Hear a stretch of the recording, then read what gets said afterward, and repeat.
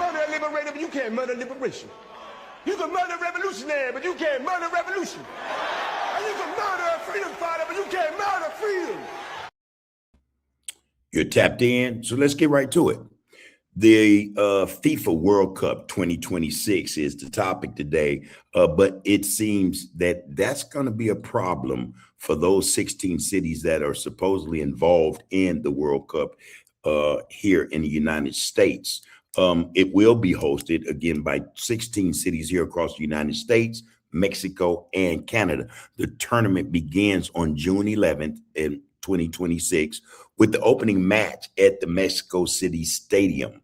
The final will take place on July 19th, 2026 at MetLife Stadium in East Rutherford, New Jersey, referred to as the New York, New Jersey Stadium for the event.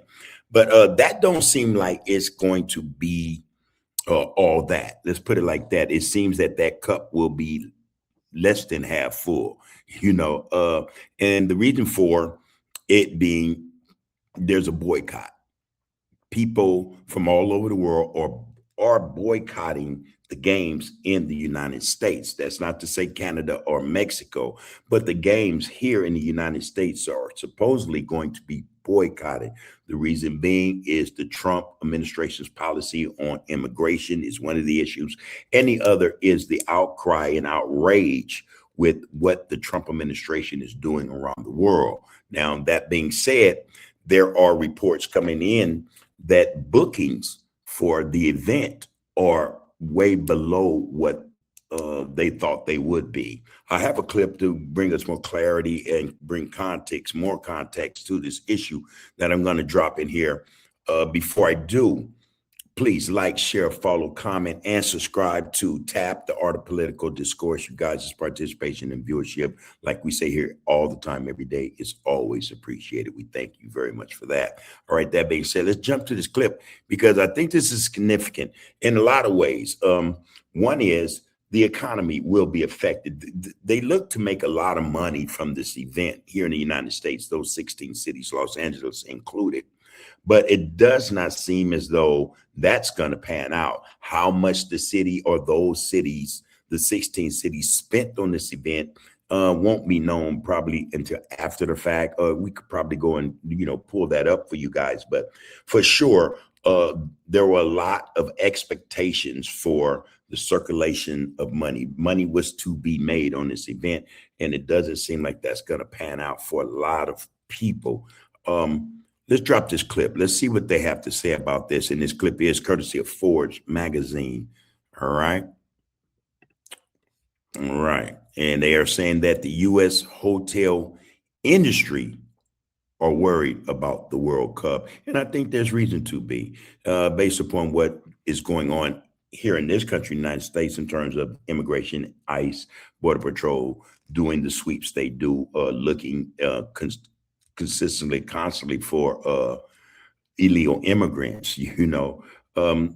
Things that don't seem like they're going to work out. A lot of people are afraid to come here or to go and participate with the event for fear of being detained, arrested, and maybe even deported. So that's part of the problem. Let's see what this Forbes piece has to say about Forbes. The U.S. hotel industry is starting to worry about the World Cup.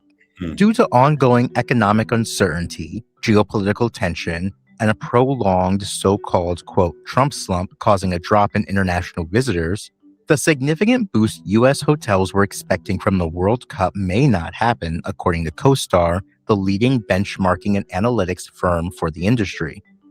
The U.S. hotel industry is concerned about the impact of the World Cup due to uncertainty over international fan attendance.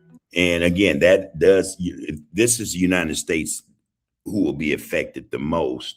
And these worries stem from, again, the concerns over U.S. immigration policies, safety issues, and geopolitical actions, as stated earlier, which is causing lower than expected ticket and hotel bookings, as I mentioned. So if the hotels are sounding the alarm about this, then it should be taken with a grain of salt, or it should be considered, very valid that these games will be boycotted and they will not book as many people as they had forecasted.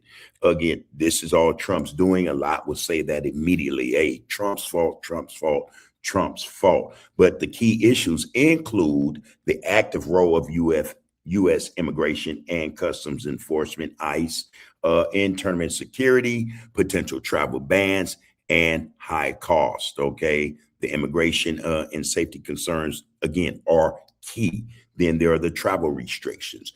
Then you have, again, the geopolitical issues that are taking place or that are being, have a lot to do with the United States government, Trump, his policies and his administration's outlook on the world.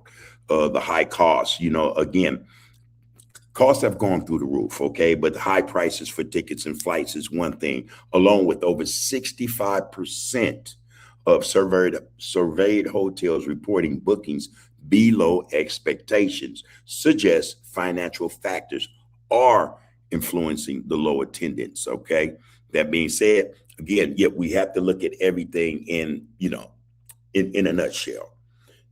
What Trump has done in terms of immigration policy, what Trump is doing in terms of geopolitical issues, and what's going on with the country's economy has a lot to do with this boycott. So it's not just one thing. There are many factors that will affect the attendance of the 2026 World Cup here in the United States. A FIFA analysis last year projected a $30.5 billion economic boost and 185,000 jobs this year, assuming millions of international tourists would flock to the tournament. FIFA President Gianni Infantino has repeatedly stated that World Cup tickets sold out quickly, yet some U.S. fans received emails in February offering a 48-hour window to purchase tickets. Alan Fiol, professor at the University of Central Florida's Rosen College of Hospitality Management, told Forbes, quote, "They're selling primarily to domestic customers. There is a big question about international visitors." Reports of domestic ticket sales and the notoriously difficult U.S. visa process have raised doubts. Host cities were advised to expect a 50-50 split between domestic and international visitors, but hotels prefer international guests because they spend more, stay longer, use more amenities, and contribute more to the local economy. U.S. inbound international travel declined in 2025, a trend noted by U.S. Travel Association CEO Jeff Freeman at the 2026 America's Lodging Investment Summit in January. Freeman questioned if the Trump administration's tourism dampening policies, like the $250 visa integrity fee and proposed social media history requirement for some travelers, would continue. At the same event, Marriott CEO Anthony Capuano suggested the U.S. was not welcoming, stating that travelers' concerns about the customs and immigration experience are, quote, big impediments to the lodging industry's potential success. So as we can see, as we hear from this piece right here, this had started to take effect, probably, before all these issues, especially those or that issue concerning Iran took place. So Trump, as we know, had began to put tariffs and certain bans on countries, African countries, Caribbean countries, their restriction travels here to the United States. A charge, an increased fee for passports, things of that nature, had already put a damper on the success of the World Cup 2026. So this had already been in motion. Everything after is just Trump continuing to pile on, these issues that would affect the event. Jan Freitag, CoStar's National Director of Hospitality Market Analytics, shared a status report from the analytics firm on LinkedIn in early March, noting, quote, "We are seeing much more muted optimism about the hotel results leading up to the World Cup." Chantal Wu, a Senior Director of Hospitality Market Analytics at CoStar, told Forbes that lodging demands in the U.S. during the tournament is expected to boost revenue per available room, also known as RevPAR, nationally by only 1.2% in June and 1.5% in July. That's a noticeable downgrade from less than a month ago, when CoStar and Tourism Economics forecasted a still disappointing 1.7% year-over-year lift in the RevPAR for June and July, only a quarter of the boost received when the U.S. hosted the World Cup in 1994. Harry Carr, Pivot Hotels and Resorts' senior vice president of commercial optimization, told CoStar, quote, "We are much less bullish about the World Cup than we were 3 months ago." This came after FIFA returned room block holds with no reservations made for the tournament. Lior Seckler, HRI Lodging's chief commercial officer, told CoStar that the demand for reserved room blocks has been, quote, "very lackluster" for the company's Bay Area hotels. He noted only 15% of FIFA's reserved rooms were picked up. Freetag noted soft June hotel bookings for the World Cup, suggesting July could be, quote, "on par or better," end quote, due to the tournament's knockout stage that starts June 28th, traditionally attracting more ticketless fans to host cities for celebrations. However, some U.S. cities, including New York, New Jersey, are scaling back or canceling fan festivals. Wow. Professor Fial believes a large, last-minute influx of international fans is unlikely given current travel complexities. And so you have to take into account then if the hotel industry is saying, hey, our numbers are down, our percentages in terms of what we expected, as opposed to what we're seeing are down, that's a bad sign. You have to take that into consideration, or it should be considered at the very least that they know what they're talking about in terms of how the policies and actions of this country have affected these games of this world game. Not to boot, there's only the guarantee, or it seems like the likelihood of American citizens coming to the major events of the World Cup. All the other international travelers from, again, South America, for instance, Mexico, Canada, and, African states or countries off that continent, as well as Europe, or those numbers or statistics, those percentages will be affected. So the hotel industry knows exactly what they're talking about. Then couple that with the fact that cities are saying, hey, we don't see the numbers. They're not projecting right. So something is wrong. So that gives us, or it should give many, the clear indication that a boycott is in effect. And these games here in the United States, at the least, will not turn out to be what, the hope was for them. That's a bad sign. Again, Trump sticking his foot in his mouth and doing those things are doing the things that hurt the economy more than helps it. And if it hurts the overall economy, then guess what? The people who are part of this economy every day will also suffer as a result. CoStar projects 10 of 11 U.S. host cities will see growth during the World Cup. Senior Director Wu of CoStar noted that international gateway markets such as Dallas, Los Angeles, Miami, and New York are expected to see double-digit RevPAR growth in June and July. Kansas City, the only non-international gateway market, is projected to see a slight RevPAR decline of 0.1% in June and 6.3% in July due to the difficulty of getting there from abroad. For full coverage, check out Suzanne Rowan Kelleher's piece on Forbes.com. This is John Palmer from Forbes. Thanks for tuning in. Okay, so they did say there would be some type of boost.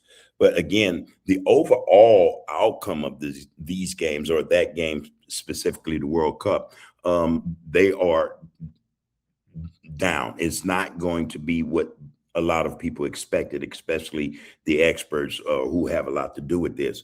And again, that is because of what is taking place, or what the Trump administration and its policies has done to the world's view of the United States. And again, you need to couple that with all the countries who have fans coming from these countries that have these types of bans or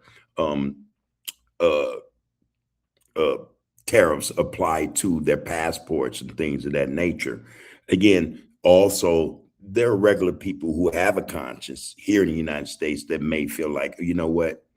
No, I'm not going to support Donald Trump's push to have, the best World Cup ever, when he's carrying on like this. So what's going to happen as a result of this remains to be seen. There is a great expectation that it's not going to be as fulfilling or pan out as it was previously described it would, you know. So again, Trump sticking his foot in his mouth and affecting commerce or business, the economics, you know, in this country, you know, as well as other countries who are involved, has a great deal to do with this.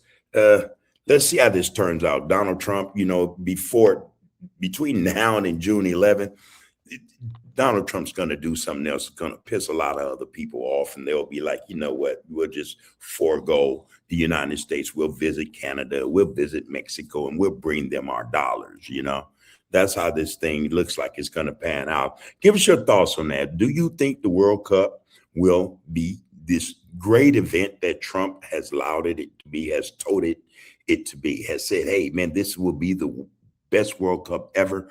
Do you think that's true? How will this thing turn out? Will America also, will they get the revenue that they forecast they would get earlier on?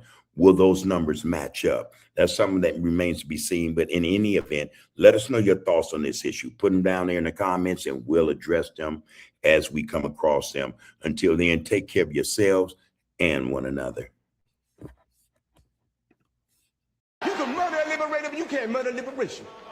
You can murder a revolutionary, but you can't murder revolution. And you can murder a freedom fighter, but you can't murder freedom.